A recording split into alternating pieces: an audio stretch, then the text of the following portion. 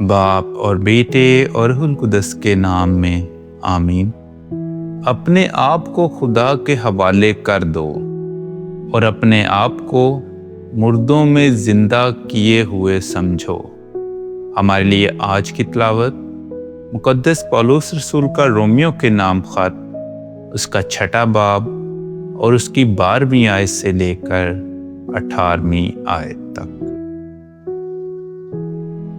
پس گناہ تمہارے فانی بدن میں سلطنت نہ کرے کہ تم اس کی شہوتوں کے تابع رہو، اور نہ اپنے اعضاء گناہ کے حوالے کرو کہ ناراستی کے آلات بنے، بلکہ اپنے آپ کو مردوں میں سے زندہ ہوں کی طرح خدا کے حوالے کرو، اور اپنے اعضاء خدا کے لیے آلات صداقت بناؤ۔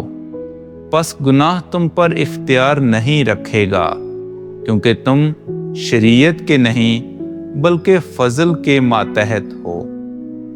تو پھر کیا ہم گناہ کریں اس لیے کہ ہم شریعت کے نہیں بلکہ فضل کے ماتحت ہیں؟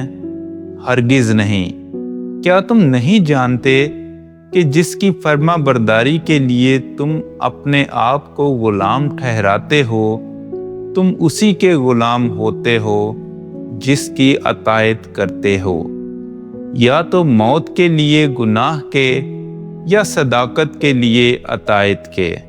لیکن خدا کا شکر ہے کہ حالانکہ پیشتر تم گناہ کے غلام رہے، تو بھی تم نے دل سے اس تعلیم کی صورت کی اطاعت قبول کی جسے تم سونپے گئے، اور گناہ سے آزاد ہو کر صداقت کے غلام ٹھہرے۔ پاک کلام کے پڑھے اور سنے جانے پر خدا کی برکت ہو۔